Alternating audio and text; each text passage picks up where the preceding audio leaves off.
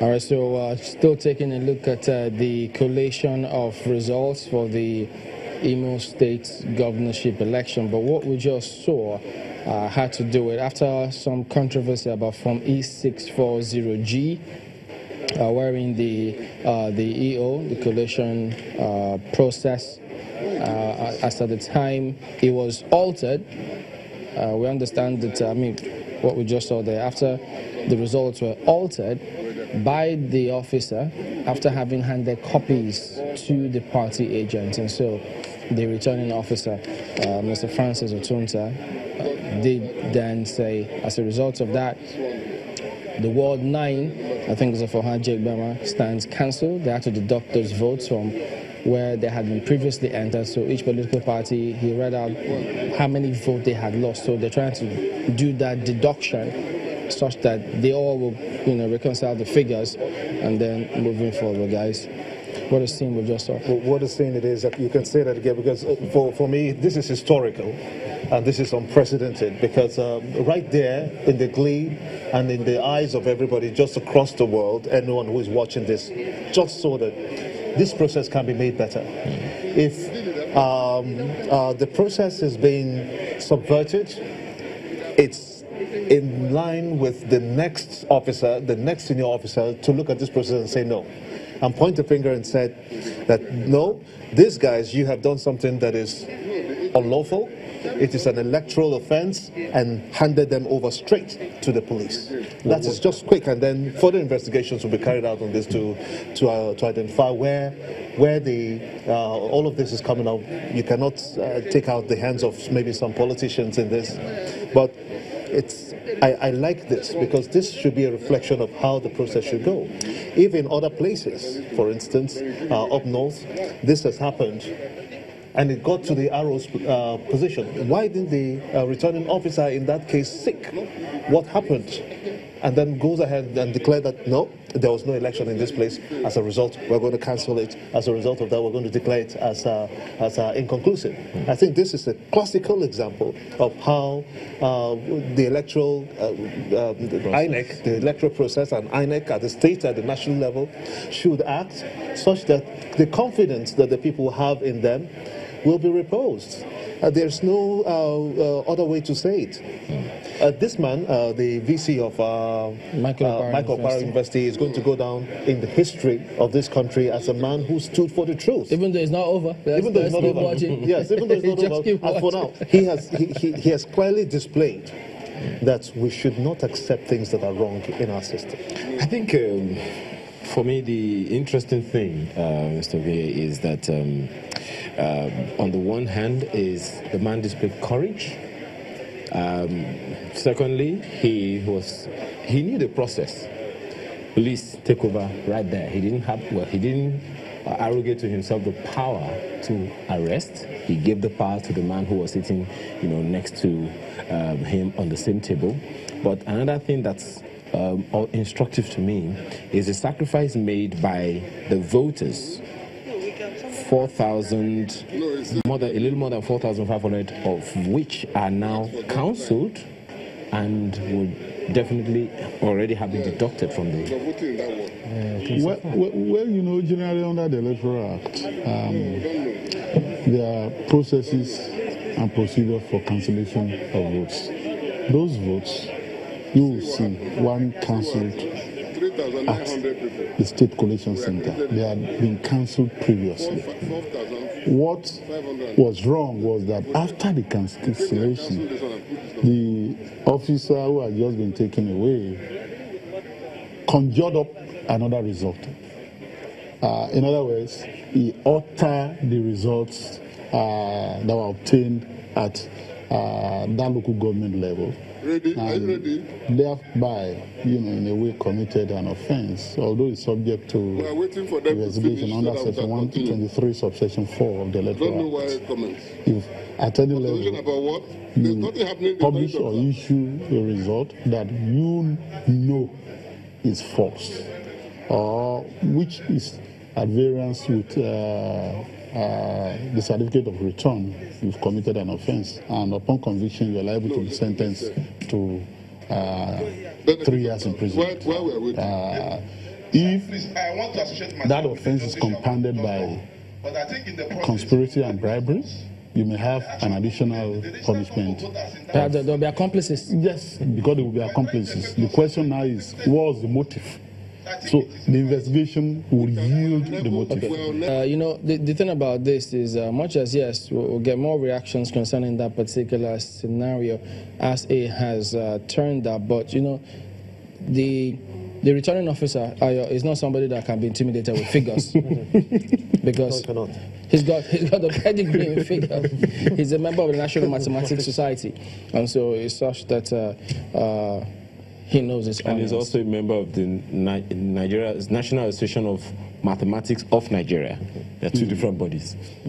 So clearly he's a mathematician, and they are ruthless with figures. But let me just make this the true picture of what it is he's been this laconic intervention. We cannot underrate the role of the media in this whole processes in terms of its promotion of transparency. There is a psychological dimension to this whole process. If you're presiding over a process and you know that the world is watching you, the likelihood is that you want to be above board like Caesar's wife. You want to do that which is right. You want to maintain a position of incorruptibility. I am not taking anything away from the professor, who is the one presiding over that process. But the media is there.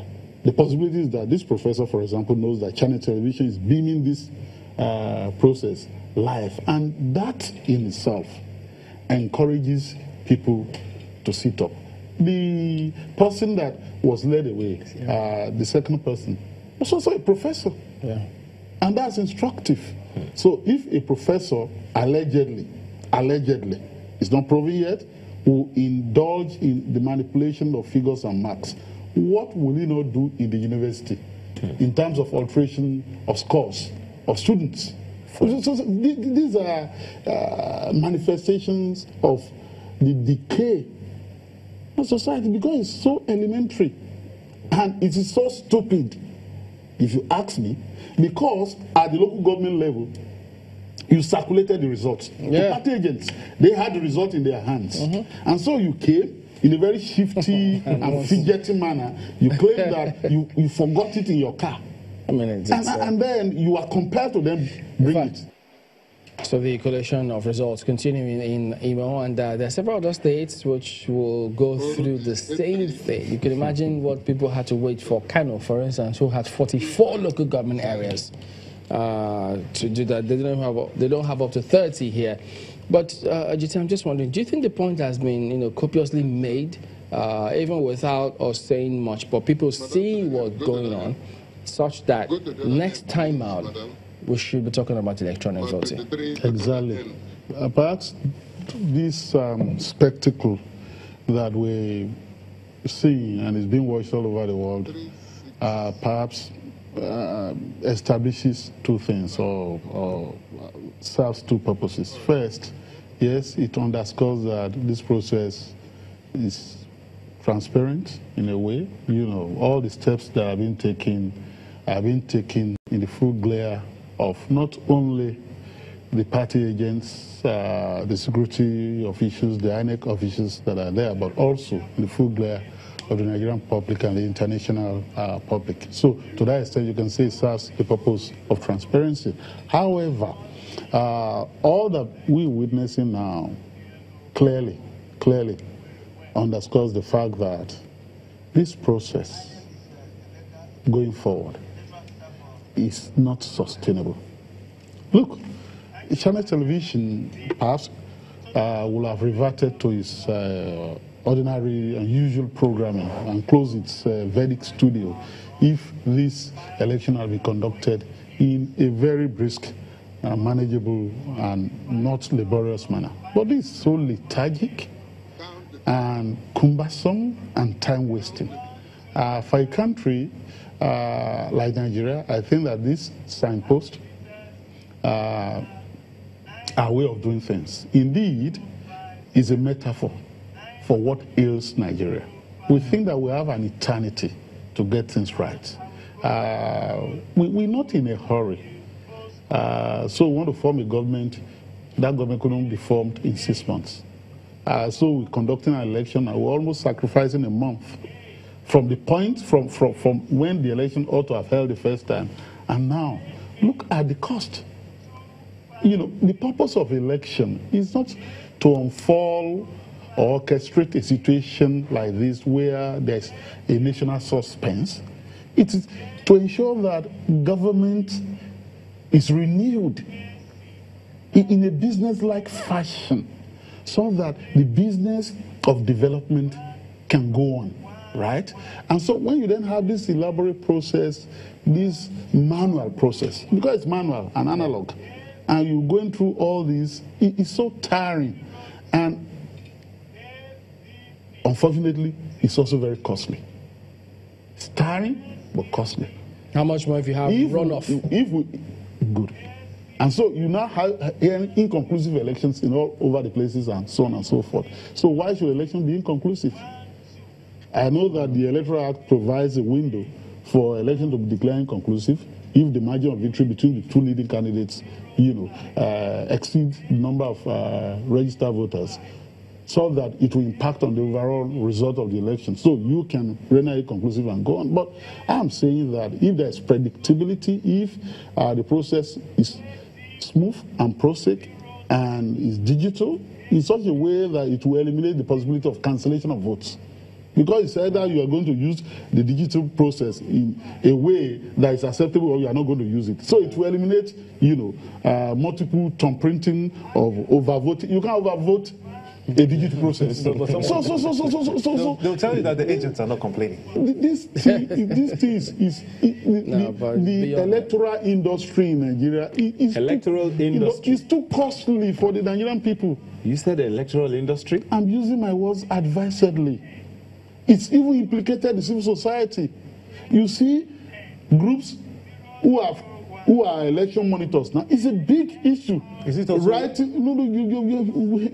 asked the question. Writing project proposals to donor agencies, they put money in the basket, EU is coming, so we want to spend money, you put people all over the country to monitor elections, as many polling booths as possible, as many walls as possible. It's become a huge industry. And it's so distracting. It's too laborious. This process should be simplified. The life of Nigerians should be made less miserable now. Really.